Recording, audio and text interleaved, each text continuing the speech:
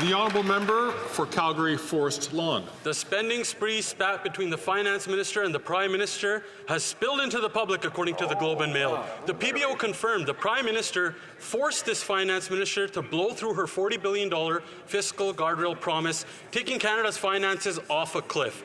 And now he wants her to bury the bad news of their deficits in the dark days of December next Monday. How bad is the deficit?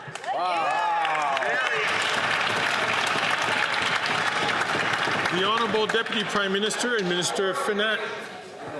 I'll ask the honourable member to please take his seat.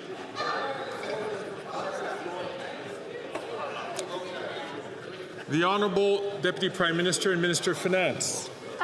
Mr. Speaker, I was actually about to ask, are they giving out Christmas presents for alliteration? I mean, we're supposed to be talking about serious issues here. I am, though, glad that the member opposite has spoken about the Parliamentary Budget Officer, because just a few weeks ago, in his independent analysis, the Parliamentary Budget Officer concluded, and I quote, "Current fiscal policy in Canada is sustainable over the long term." That's the conclusion of the PBO that was just cited by the member opposite, and it's good news for Canadians. The honourable member for Calgary Forest Lawn. Well, Canadians can't have Christmas because she can't do math. And the Prime Minister lost control of Canada's finances and forced this finance minister to cover their devastating deficit. The spending tensions between her and the Prime Minister will have her getting the bill no more treatment. And Canadians have to foot the bill for the spending spree separation.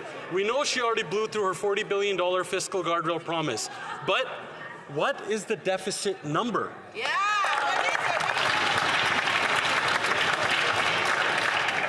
The Honourable Deputy Prime Minister and Minister of Finance. Mr. Speaker, I do really look forward to tabling the fall economic statement in this House on Monday. And in the fall economic statement on Monday, we will show that the government is maintaining its fiscal anchor, specifically reducing the federal debt as a share of the economy over the medium term. In addition, I expect the debt to GDP ratio we projected in the spring budget for fiscal year 23-24 will be met.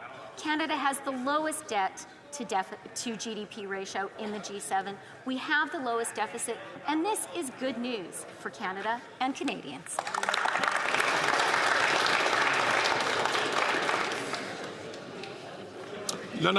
The honourable member for Mégantic-L'Érable. After 9 years of this Prime Minister, supported by the Bloc, the Liberal government is in full meltdown. The Prime Minister and his Finance Minister are at loggerheads, and both have lost control of the country's public finances. The Finance Minister has made a promise. The Liberal government's deficit will not exceed $40 billion. The Prime Minister couldn't care less about the consequences for Canadian families. A simple question. While he's still here, what is the deficit? Who won?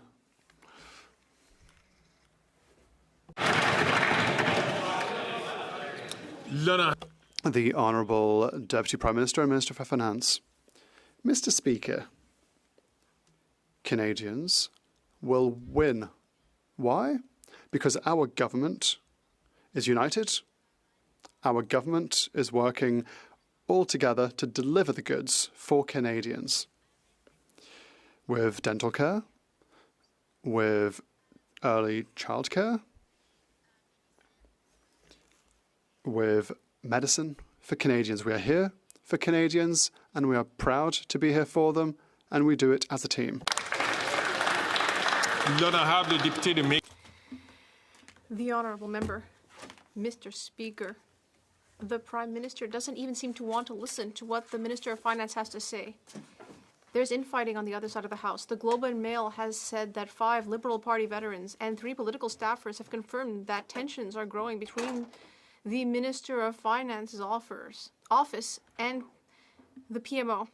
We know that the Minister of Finance really wants to keep things at her already high level of $40 billion for the deficit, but the Prime Minister wants it to go to an even more shocking level. Will the Minister of Finance keep her word and state that finally She's sticking to the $40 billion deficit. What is the deficit? The Honorable Deputy Prime Minister and Minister of Finance. Mr. Speaker, I will be tabling the fall economic statement on Monday in this very House. And in the fall economic statement next week, we will show that this government is maintaining its budget anchors. It's all about reducing the proportion of the federal debt in the economy over the medium term. And the debt to GDP ratio that we stated in the spring budget will be respected. Thank you.